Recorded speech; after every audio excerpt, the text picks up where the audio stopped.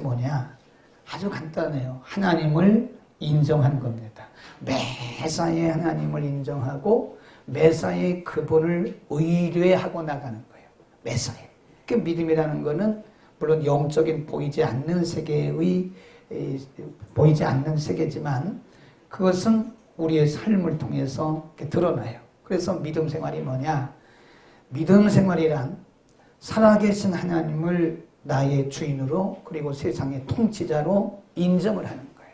인정을 하고 그리고 매사에 그분을 신뢰하고 의지하고 살아가는 그것이 믿음 생활입니다.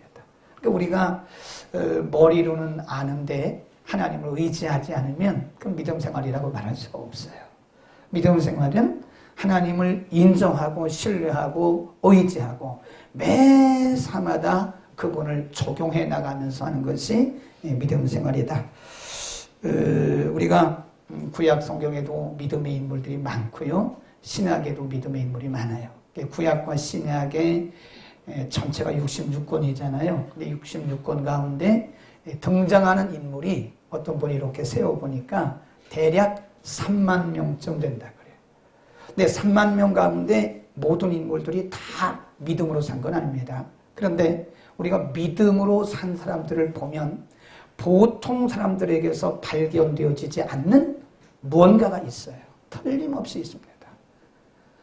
보통 그냥 내 생각, 내 경험, 내 지혜, 내 지식으로 살아가는 사람들보다 훨씬 탁월한 무언가가 믿음으로 사는 사람들에게는 발견이 되어져요. 우리가 히브리서 11장을 보통 믿음장 그러잖아요. 그래서 믿음장인데 히브리서 11장 1절에 믿음은 그러면서 믿음을 정의해요.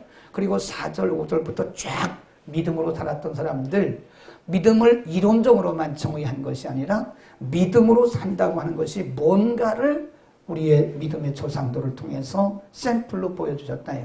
거기 보면 20명 전후에 많은 인물들이 믿음으로 살았다고 성경이 증거를 하고 있는데 그 히브리서 11장 쭉 내려가다가 33절 보면 이분들에 대해서 뭐라고 하는지 아세요? 이 믿음으로 산 사람들에 대해서 세상이 감당하지 못할 사람들이라 그랬어요. 그러니까 일반인들은 상상을 못하는 겁니다. 일반인들은 생각도 못하는 일들이 믿음으로 살았던 사람들을 통해서 현실로 드러났다 이거예요. 그래서 히브리서 기자가 말씀하기를 이런 사람들은 세상이 감당하지 못했던 사람들이다. 그래서 이 믿음으로 산다고 하는 것이 뭐냐? 그러면 그 사람들의 특징이 뭔가? 우리 똑같은 사람들인데 어떤 사람들은 믿음으로 살아서 특별한 일들이 일어났고 어떤 사람들은 믿음으로 살지 않아서 평범하게 살았는가? 그 핵심이 뭔가? 잘 연구를 해보니까요. 그 핵심에 중요한 게 있더라고요. 그게 뭐냐면 하나님에 대한 지식이더라고요. 분명히 믿음으로 살았던 사람들, 세상이 감당할 수 없을 만큼 특별한 강한 그런 믿음으로 살았던 사람들에게는요, 그 가슴 속에 뭐가 있냐면 하나님에 대한 지식이 있었어요. 적어도 하나님이 누군가에 대한 그 지식이, 그것이 믿음으로 승화된 겁니다. 이렇게 말해 사람들이 뭘 알려고 해? 무조건 믿어. 근데 그거는요, 굉장히 어리석은 믿음입니다. 하나님을 모르고 어떻게 믿습니까? 하나님이 누군가를 아는 것만큼 저는 그렇게 생각해요. 하나님에 대한 지식과 믿음은 항상 비례합니다. 비례해요. 내가 하나님이 누군가를 아는 것만큼 우리의 믿음은 강해지고요. 우리의 믿음은 분명해집니다. 우리가 반대로 뒤집어 말할 수 있어요. 저분들의 믿음은 왜 이렇게 약한가? 그 말은 다르게 뒤집어 말하면 하나님이 누구신가를 모르고 있다는 겁니다. 성경은 창세기 1장부터 요한계시록 마지막 장까지 어떻게 보면 다 하나님에 대한 얘기예요. 하나님이 누구신가?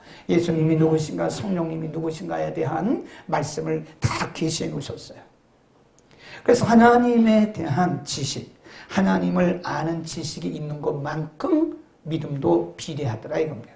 그래서 우리가 성경을 많이 읽으라고 말하는 거는, 성경을 많이 보라고 말하는 거는, 성경을 많이 들으라고 말씀하는 거는 들을 때, 그 말씀을 들을 때 하나님에 대한 지혜가 통하고 그 지혜가 통하니까 믿음이 자라는 겁니다. 아멘. 그래서 성경을 읽지 않고는 여러분 교회를 백날 다녀도 믿음은 성장하지 않습니다. 40년 교회를 다녀도 성경을 접하지 못하면 믿음은 항상 유아기적인 믿음으로 그냥 남아있는 거라예요. 그러나 예수 믿은 지 교회 나온 지 한 달이 되었어도 성경을 많이 읽고 접하는 사람들은 믿음이 쑥쑥 자라는 거예요. 어떻게 자라요? 다시 말씀을 접하면 우리의 믿음이 어떻게 자라요? 쑥쑥 자라는 거예요. 그게 로마서 10장에 믿음은 들음에서 난다 그러잖아요. 근데 우리가 성경 66권 가운데 하나님에 대해서 물론 다른 성경들도 다 하나님에 대한 지식을 우리에게 계시해 주고 있는데 성경 가운데 하나님에 대한 지식을 가장 많이 가르쳐 주는 성경이 시편입니다. 그 시편은 어디서 배워서 무슨 뭐 학교에서 배워서 말한 게 아니에요. 시편의 기자들이 자신의 삶의 현장을 통해서 경험한 거예요. 본인들이 경험한 하나님 그리고 고백한 하나님을 성경에 기록해 놓은 그것이 뭐예요? 시편입니다. 그래서 우리가 시편을 많이 읽잖아요. 그러면 믿음이 자꾸 자라요. 왜냐하면 말씀을 읽으면 믿음이 자라니까 특별히 시편 같은 성경은요. 읽으면 읽을수록 믿음이 자라고 믿음이 단단해져요. 오늘 읽어주신 시편 104편 말씀도 거기에 준하는 말씀인데 오늘 본문에 보면 이 시편의 기자가 1절 보세요. 하나님을 뭐라고 고백하고 찬양하냐면 내 영혼아 그럽니다. 1절 시작. 내 영혼아 여호와를 송축하라. 여호와 나의 하나님이요. 거기까지만. 그러니까 지금 이 시편의 기자가 자기에게 하는 얘기, 자기 내 영혼아 하나님을 송축하라. 하나님을 높여라. 하나님을 예배하라. 그러면서 왜 그러냐? 그럼 또 밑으로 쭉 설명을 해가요. 우리가 하나님을 찬양하는 거 물론 입술로는 찬양할 수 있어요. 그러나 영으로 찬양하는 거는요. 하나님을 경험하지 않고는 영으로 찬양을 못합니다. 우리가 찬양을 입술을 벌려서 찬양할 수 있어요. 얼마든지 노래로 할 수 있어요. 그러나 찬양은 노래가 아니라는 사실을 알아야 돼요. 진정한 찬양은 내 영혼아 여호와를 송축하라 라고 말했던 이런 찬양은 영혼의 찬양입니다. 이런 영혼의 찬양은요 배워서 되는 것도 아니에요. 본인이 하나님을 자기의 삶을 통해서 경험할 때 나오는 그분의 그게 뭐예요? 간증이고 그분이 드린 하나님의 고백입니다. 하나님이 누군가에 대한 고백이라 해요. 그래서 우리가 하나님을 경험하고 나면요 진짜 영의 찬양이 남아요. 영의 찬양. 그러니까 우리가 찬양도 보면요 노래로 하는 찬양이 있고요 영으로 하는 찬양이 있습니다. 그러니까 우리가 이런 뭐 찬양할 때 찬양팀들 뭐 젊은 아이들 막 뭐 하는데 저는 그것이요 뭐 온전하기는 온전하지만 그거를 다 받아들이지는 않아요. 이 젊은 이 청년들이 뭐 얼마나 뜨겁게 그냥 막 1m씩 뛰는 아이들이 펄펄 뛰면서 막 이럽니다. 그런데 때로 이런 질문을 스스로 해요. 저 아이들이 과연 하나님을 경험했을까? 경험할 수도 있죠. 그러나 진정으로 하나님을 경험하고 나면 삶이 달라져요. 여러분 오늘 이 시편의 기자가 하나님을 영으로 찬양해 내 영혼아 여호와를 송축하라 이러면서 자기 영혼에 대한 고백을 하나님 앞에 영혼의 찬양을 드리는데 여기 여러 가지가 이유가 있다. 그 하나가 뭐냐? 1절에 보세요. 그럼 뭐라 그러냐? 다시 한번 1절 다시 시작. 내 영혼아 여호와를 송축하라. 여호와 나의 하나님이요 주는 심히 광대하시며 거기까지 읽어놓으세요. 왜? 시편의 기자가 왜 이렇게 영으로서 하나님 앞에 그렇게 하나님을 향해서 고백하듯이 간증하듯이 뜨거운 찬양을 자기 영혼에게 명하고 있는가? 그거는 하나님이 누군가를 경험한 거예요. 이 시편의 기자가 하나님을 경험했는데 그 하나님이 누구냐면 광대하신 하나님. 광대하신 광대하신 하나님을 그가 경험했다. 그래서 어떤 성경에 보면 You are very great. 크다. 우리말 성경에는 광대하다 이렇게 번역을 했는데 어떤 영어 성경 번역에 보니까 You are very great. great인 말은 아주 크다 그런 뜻인데 이 광대하다는 말이 번역이 맞았어요. 잘한 거예요. 광대하다는 말은 넓다, 전능하다, 크다, 못할 것이 없다, 이 불가능이 없으시다 막 그런 의미가 있거든요. 그런데 이것을 다시 정리를 하면 하나님의 손길이 미치지 않는 것이 없다 그 얘기입니다. 아멘. 하나님이 광대하시다 그 말은 막연하게 그냥 환상적으로 이론적으로 크다 그런 뜻이 아니에요. 하나님의 속성과 하나님의 성품을 말씀하면서 하나님이 위대하다. 그건 우리는 굉장히 환상적이에요. 느낌이 안 와요. 하나님이 커. 하나님 위대하셔. 하나님 전능하셔. 이런 말들은 그냥 우리의 단어지 사실 우리에게 와닿지는 않아요. 근데 하나님이 광대하다. You are very great. 이 말은 하나님의 통치가 워낙 넓고 크셔서 하나님의 통치가 미치지 않는 곳이 없다. 그런 얘기입니다. 거기 보세요. 그래서 어디까지 미치느냐. 3절 시작. 거기까지만 4절 시작. 바람. 그렇지. 그래 쭉 내려가요. 보면 물, 바람, 그 다음에 5절에 보면 땅, 6절에 보면 바다 이런 말씀이 계속 나와요. 8절에 보면 산과 골짜기.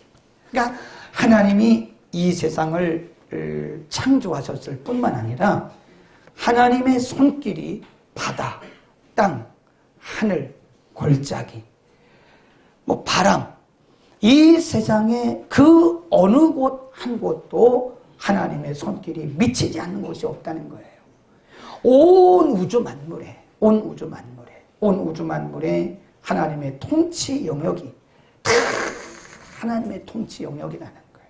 그래서 시편 139편에 보면 거기서도 다윗 이 시편 기자가 고백하기를 내가 바다 끝에 가서 구할지라도 하나님이 거기 계시고 그 말씀입니다.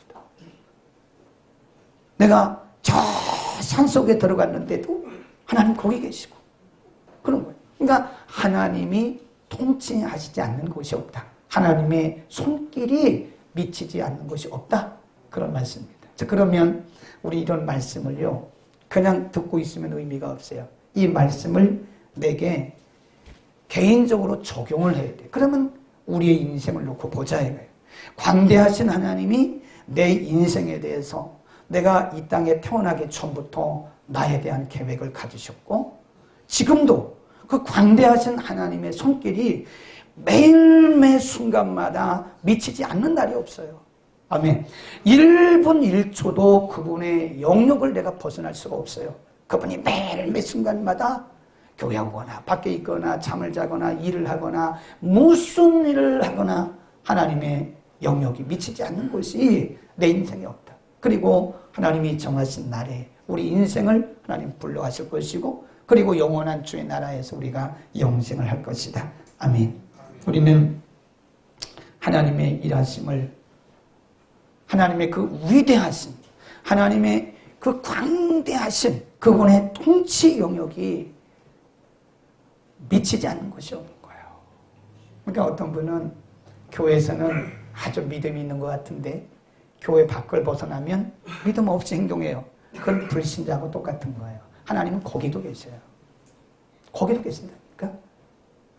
하나님이 교회만 계신 게 아니에요. 하나님 거기도 계셔요.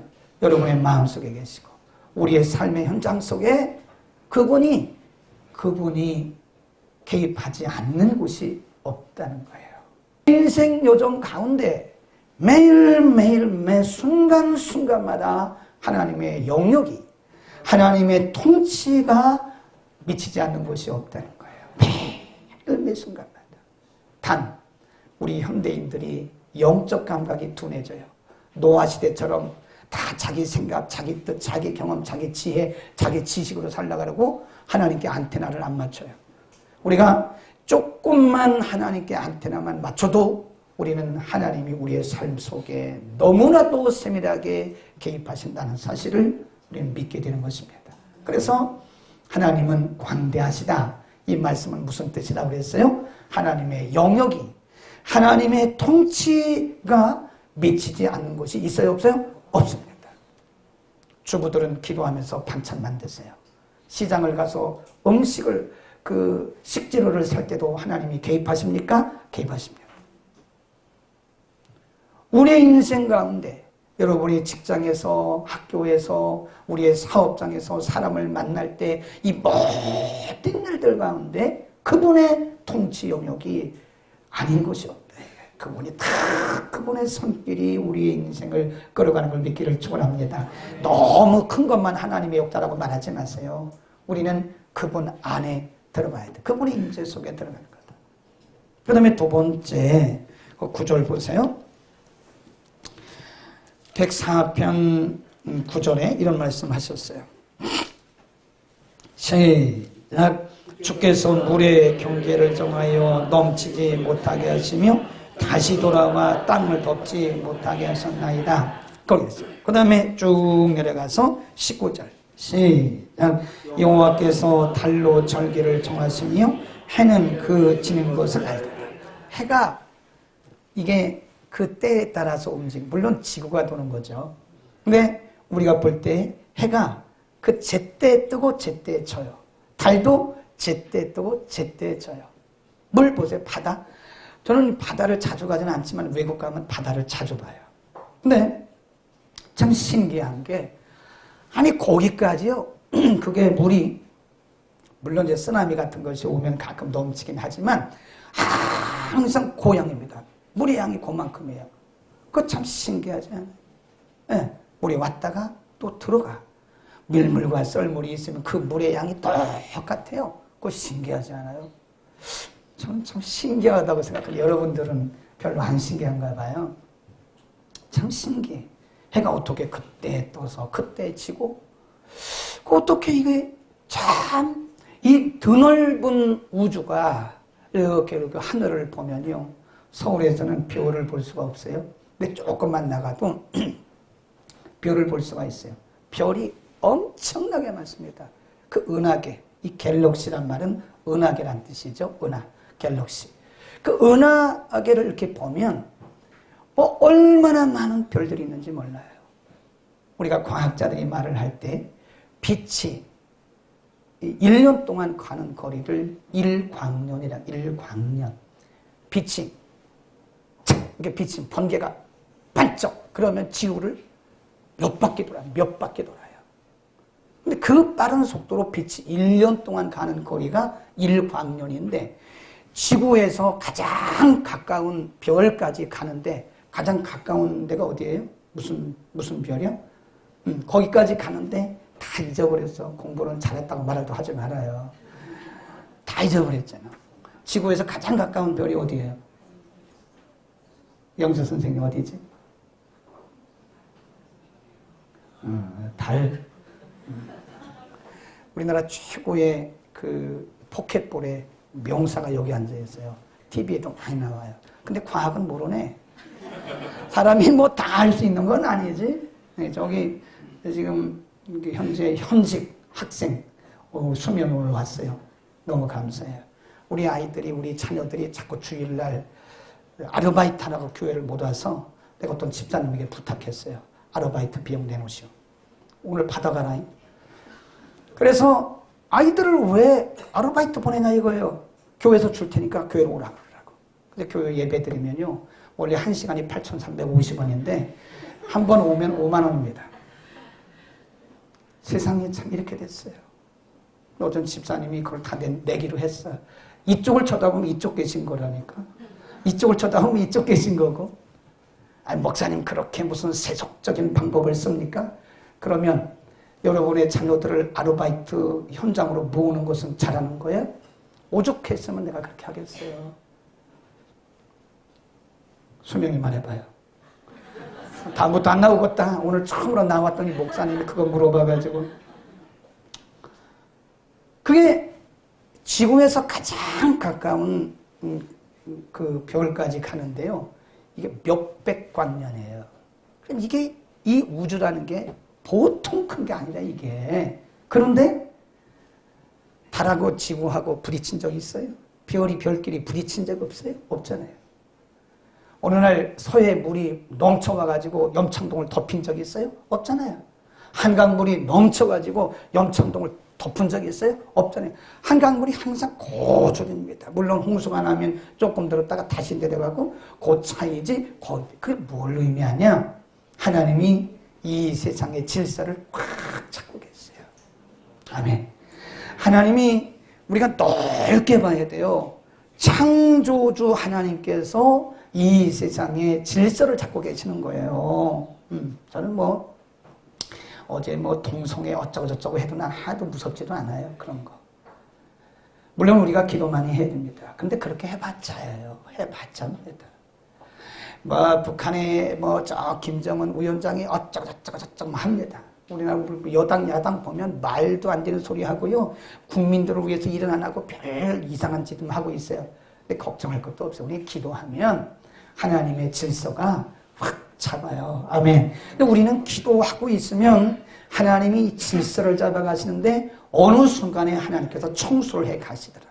우리는 위대하시고 이 질서를 잡아가시는 하나님을 우리는 우리의 삶에 적용을 해야 되는 거예요. 그래서 우리가 시편에 보면요. 시편 16편 6절에 보면 이런 말씀이 참 멋진 말씀이 있어요. 내게 줄로 재어진 구역은 아름다움이요. 그랬어요. 아멘. 로마서 8장 28절에 하나님이 뜻대로 부르심을 입은 자들에게는 모든 것이 합력해서 하나님의 뜻을 이룬다 그러는데 모든 것이 합력한다 그 말은요. 우리가 만나고 경험하고 있는 일들이 이런 일들이 좀 이렇게 무질서해 보여도 그 무질서한 게 아니에요. 하나님은 철저하게 질서를 따라서 하나님이 통치하시고 섭리하신다는 거예요. 우리 인생 가운데 하나님이 줄로 재어준 구역. 그 다음에 이런 말씀도 있습니다. 이사야 48장 17절을 한번 펴보겠습니다. 이사야 48장 17절. 너희의 구속자시오. 거기 1026면입니다. 시작. 너희의 구속자시오 이스라엘의 거룩하신 자이신 여호와께서 가라사대 나는 네게 유익하도록 하시고 너를 마땅히 행할 길로 인도하는 너희 하나님 여호와다. 그러니까 모든 일들이 우리 가운데 일어나고 있는 일들이 질서를 따라서 우리의 인생을 끌어가시는 그 하나님이 지금은 그것이 유익한 것처럼 안 보여도 지나놓고 나면 그것이 다 우리에게 유익하다 이겁니다.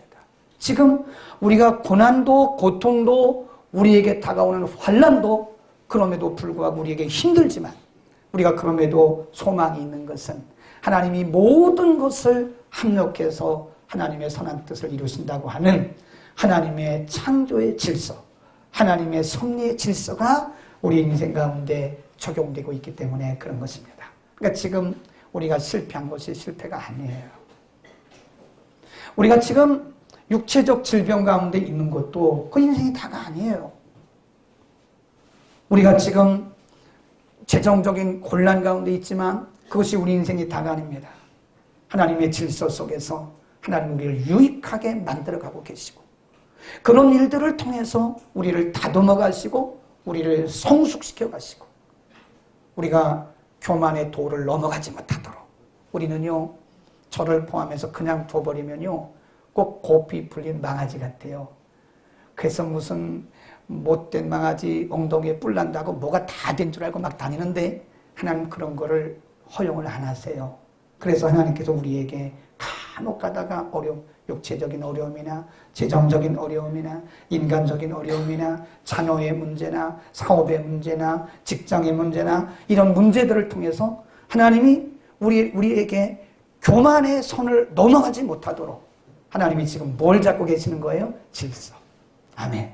하나님은 질서를 잡아가 여러분 가운데서 그런 이해하지 못하는 일을 만날 때 이렇게 생각하시면 돼요. 하나님은 질서의 하나님이시다. 물이 그 경계를 넘지 못하도록 하나님께서 붙들고 계시는 것처럼 하나님이 지금 내 인생에서 이 교만의 선을 넘어가지 못하도록 하나님의 말씀에 불순종의 선을 넘어가지 못하도록 하나님이 지금 내 영혼에 뭘 잡고 계시는 거예요? 질서를 잡고 계시는 것이다. 아멘. 우리 하나님 앞에 영광의 박수 한번 돌리겠습니다. 그 하나님이 바로 우리 아버지라는 거예요. 어떤 분은 박수 치니까 끝난 줄 알고 책을 덮네. 하나 더 남았어요. 하나 더 남았어요. 하나님이, 이런 하나님이 우리 아버지라는 거예요. 그러니까 결국은 하나님이 누구신가를 아는 것만큼 우리의 믿음이 영향력을 발하는 거예요. 우리의 믿음이 반응하지 못하는 것은 뒤집어 말하면 하나님이 누군가에 대해서 하나님이 누구신지를 잘 모르고 있다는 거예요, 지금. 하나 더 말씀드리면 이렇게 말씀합니다. 10절. 104편 10절로 갑니다. 104편 10절. 시작. 여호와께서 샘으로 골짜기에서 솟아나게 하시고 산 사이에 흐르게 하사 들의 각 짐승에게 마시우시니 들나귀들도 해가라며 공중의 새들이 그 가에서 깃들이며 나뭇가지 사이에서 소리를 바라는도다. 쭉 내려가다가 15절 시작. 사람의 마음을 기쁘게 하는 포도주와 사람의 얼굴을 윤택게 하는 기름과 사람의 마음으로 힘있게 하는 양식을 주었다. 이거를 다 한마디로 요약하시오. 그러면 공급자, 그런 뜻입니다. 공급자. 하나님이 심지어는 산에 있는 새에게까지, 심지어는 들 짐승에게까지 하나님이 다 공급을 해주신다. 며칠 전에 시골에서 장모님이 오셨는데 보시는 눈이 대단해요. 이제 우리 그날 우리 장인님 돌아가신 그 초도 예배가 있었는데 가는 중인데 여기 이대병원 좀 지났는데 뒤에서 야, 서울은 이렇게 나무가 잘 자라냐? 물도 안 줬는데? 그래서 우리는 늘 생각했잖아요. 아니 생각해보세요. 이 서울 바닥에 누가 물을 줬어요? 그렇다고 어디 물이 뭐 줄줄줄 흐르는 것도 아니잖아요. 그런데 동아파트고 어디고 보면 이런 나무들이 그렇게 푸르게 잘 자라는 거예요. 가만히 생각해보니까 시골뿐이나 순수하더라고요. 우리는 이게 감각이 없는 거예요. 그러려니 하는데 그러려니 아니더라고요. 물도 안 줬는데 그 많은 나무 누가 물을 줘요? 어떻게 그 나무들이 그렇게 자라고 가을이 되면 열매를 맺냐고. 하나님의 손길이. 심지어는 나무 한 그루 한 그루까지 새에게 먹을 또 짐승이 마실 물까지 하나님이 다 공급하시는 거예요. 그는 우리의 영원한 공급자이신 것을 믿기를 축원합니다. 우리가 아침부터 목사님 그런 소리 하지 마십시오. 내가 아침 새벽부터 밤늦게까지 뼈 빠지게 일해서 버는 건데 아무리 뼈 빠지게 일해보세요. 응? 아무리 아침 새벽부터 저녁까지 뼈 빠지게 일해보시라고 하나님이 공급하지 않으면 10원 한 장 못 얻습니다. 아무것도 우리는 손에 얻을 수가 없어요. 하나님이 우리의 수고한 것만큼 우리의 필요한 것만큼 하나님 우리에게 공급해 주시는 거예요. 아멘. 하나님 우리의 공급자이십니다. 이 말은 뒤집어 말하면 염려하지 마라 이거예요. 하나님이 알아서 하나님이 아셔서 우리에게 필요한 것들을 새도 먹이시고 마태복음 6장에 보면 너희가 무엇을 먹을까 무엇을 마실까 염려하지 마라. 들의 백합화를 봐라. 공중의 새를 봐라. 저들은 스스로 가꾸지도 않고 스스로 먹이지도 않는데 하나님께서 하늘에 계신 너희 아버지께서 먹이시지 않냐? 너희는 저 들풀보다 귀하지 아니하냐? 너희는 공중의 새보다 귀하지 아니하냐? 공중의 새도 먹이시거든. 들의 풀도 먹이시거든. 너희일까 보냐? 그런 말씀하셨어요. 우리 한번 확인해 볼까요? 마태복음 6장. 마태복음 6장 28절로 갑니다.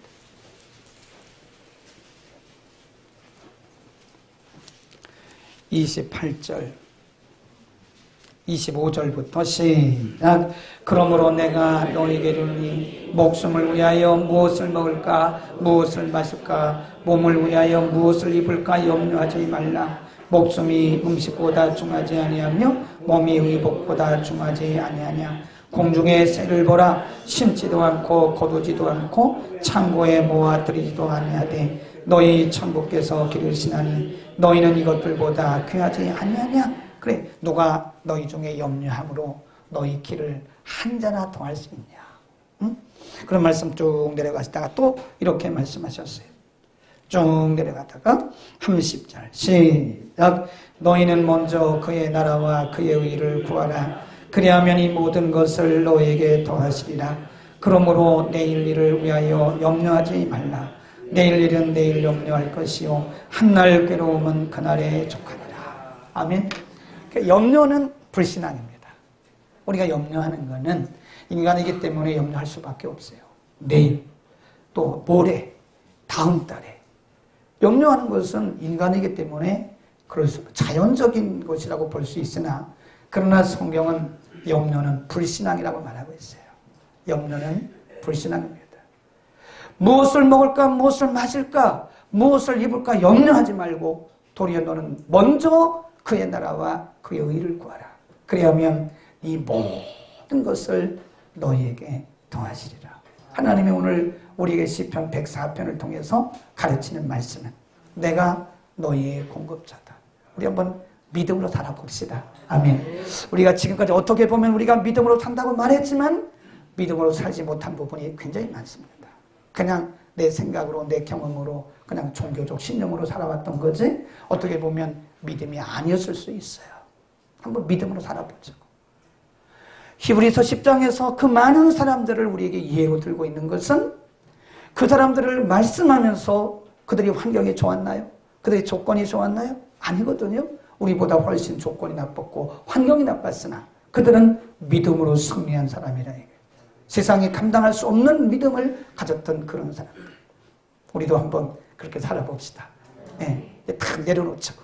진짜 내려놓자고요. 내가 염려했던 거. 우리가 찬송은 잘하되 내게 염려하던 주께 맡기고, 그거 있잖아요. 내가 염려하던 거 어떻게 하지? 내가 염려하던 거 주께 맡기고 믿음으로, 그거 있잖아요. 이거 각조는 조금 박자하고 조금 가사는 틀렸지만 진짜 한번 믿음으로 살아보자고. 하나님이 시편의 기자들을 통해서 하나님의 살아계심을 그들이 경험했던 것처럼 진짜 우리가 믿음을 한번 살아보자. 모든 걸 다 내려놓고 염려, 근심, 자녀 문제, 물질 문제, 한번 건강의 문제까지 한번 다 내려놓고 정말 우리의 염려를 내려놓고 믿음으로 살아보자. 그러고 나서 우리의 믿음의 고백이, 하나님이 믿음으로 내려놓고 하나님 의지했더니 하나님이 이렇게 했다고.